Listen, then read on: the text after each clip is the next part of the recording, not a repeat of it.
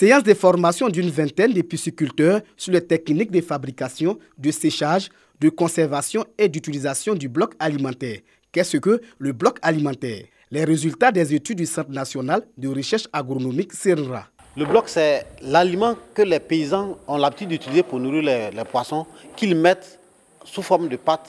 Ce n'est pas un autre aliment, c'est la forme de présentation qui diffère. Le projet Le Bloc alimentaire pour l'amélioration de la productivité du tilapia en grossissement répond à plusieurs préoccupations des éleveurs de cette espèce. La ration du jour est distribuée 3 à 4 fois par jour.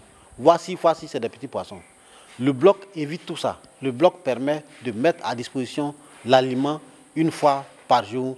Son avantage, c'est que c'est disponible en permanence pour le poisson et il n'y a pas de perte. Cofinancé par le FIRCA et le CNRA à plus de 100 millions de francs CFA, ce projet vise à répondre à l'autosuffisance en ressources halieutiques. Les participants s'engagent à utiliser les blocs alimentaires pour accroître les rendements. Nous avons constaté que c'est beaucoup praticable, c'est beaucoup rentable. Les poissons ont pris du poids par rapport à l'aliment que nous fournissons aux poissons habituellement. Je vais l'expérimenter parce que c'est la meilleure façon d'alimenter mes poissons. Je vais dire à l'entourage de me suivre en alimentant les poissons avec les blocs alimentaires. En 2 ans, le projet a permis à la Côte d'Ivoire d'accroître sa production de tilapia de 18%. Le projet est exécuté dans les villes de Bouaké, Soubré, Agboville, Abangourou et Gagnoua. La Côte d'Ivoire est le seul pays à expérimenter cette technique. Liesse populaire dans la tribu Brilly de la sous-préfecture de Bayota, département de Rouagayo dans la région du Gor. Le centre de santé rural de la localité reçoit une ambulance médicalisée. Un équipement acquis grâce à Honoré Siri Koudou, fils du village et ses partenaires. Objectif, œuvrer au bien-être des populations et surtout lutter contre la mortalité maternelle. J'ai toujours rêvé d'aider mes parents. Merci de m'avoir permis de réaliser mon rêve, de soulager mes parents et surtout les femmes en situation critique. Les populations venues de Bobaré, Bosekou, Doudoukou, Zagakou et Zigboiri ont assisté à la présentation technique de l'engin et au lancement de travaux d'extension du centre de santé. Permettre à ce centre de santé d'être plus adapté est une vision qui régit les cadres, les autorités sanitaires et administratives de la sous-préfecture. C'est une délivrance, surtout pour nos sœurs, pour nos mamans, qui ont très souvent des difficultés au moment d'accouchement. Je suis très heureux parce que nous avons des difficultés d'évacuation quand il s'agit des nouveau-nés et même des blessures au champ. Au-delà du don et de l'extension du centre de santé, le groupe formé par Honoré Koudou et ses partenaires a également œuvré à une séance de dépistage du diabète de ces populations et une opération de don de sang. Le centre de santé rural de Bayota a été construit par la population depuis 46 ans.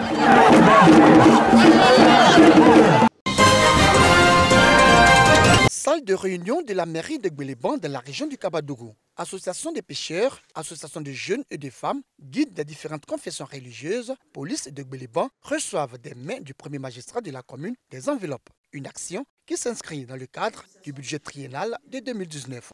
Objectif, les soutenir en vue de leur permettre de mener à bien leurs différentes activités. Ces subventions à la police, aux jeunes, et aux pêcheurs, aux associations de femmes et aux religieux. C'est tout à fait normal. Le budget est passé, on est tenu de donner cet argent. Heureux, les bénéficiaires promettent en faire bon usage. Ils ont tenu à exprimer toute leur reconnaissance au maire de la commune. Elle nous avait promis dans le triennal et aujourd'hui c'est une chose faite. Ce n'est pas seulement pour une personne, c'est pour pouvoir nous développer, nous prendre davantage en charge. Notre première impression, c'est de dire merci au Seigneur et de dire merci à Madame le maire et à toute la municipalité. Et pour nous, c'est une occasion de continuer de prier pour le pays, pour la paix. On est très contente d'avoir cet argent. On va faire des champs, des manioc avec des piments. Ce qu'on a dit, c'est ça. Les bénéficiaires, en plus du maire de la commune de Gbeleban, ont tenu à traduire toute leur gratitude au président de la République, Alassane Ouattara, pour ses actions de développement. À Sandougou, dans la région de Lifou, à 36 km de Mbayakro, les populations accueillent avec joie les autorités administratives et les cadres de la région. La bonne nouvelle, plus besoin de parcourir de longues distances pour s'approvisionner en produits pétroliers. Les habitants de Sandougou-Kwasi disposent désormais d'une station-service, une initiative des cadres de la région. Pour avoir du carburant, il faut parcourir des trentaines, quarantaines de kilomètres. Alors si vous allez à la moto, vous allez prendre le carburant à Mbayakro, vous revenez encore, vous aurez perdu tout ce que vous êtes allé acheter. La réalisation d'un tel ouvrage dans ma circonscription, c'est un indicateur de développement.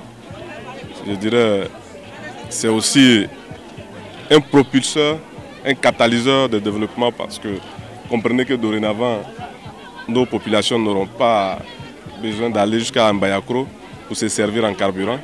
C'est sur place.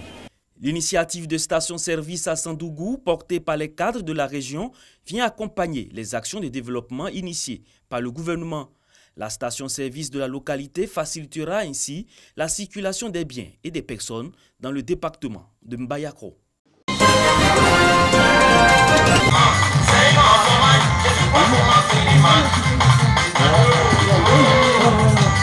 Vous êtes sur Radio Diabo émettant sur la 87.5. La petite merveille du centre fait désormais partie du quotidien des habitants de la localité. En tout cas, j'ai apprécié ça beaucoup parce que déjà Radio Diabo, je veux dire, c'est l'avantage pour toute la population de Diabo. La fête des Pâques arrive comme ça, on peut annoncer avec la radio. En tout cas, il y a bonnes choses, la musique, la parole aussi. Ça nous donne des conseils aussi. L'outil de communication est créé par un paysan ayant seulement le niveau des coûts préparatoires avec du matériel dérisoire. Je suis parti au marché, j'ai payé micro FM. Donc quand j'ai envoyé le micro FM, j'ai démonté. Bon, j'ai vu que c'est composé avec des trucs dont j'ai essayé de renforcer, mettre des trucs dedans pour mettre ça en place pour faire la radio. Mon antenne est composée avec de l'aluminium, avec des rayons de vélo. Couverture de ventilateur. Actuellement, ça peut prendre plus de 600 mètres. Le programme de la radio locale prévoit la promotion artistique et toutes les richesses du terroir.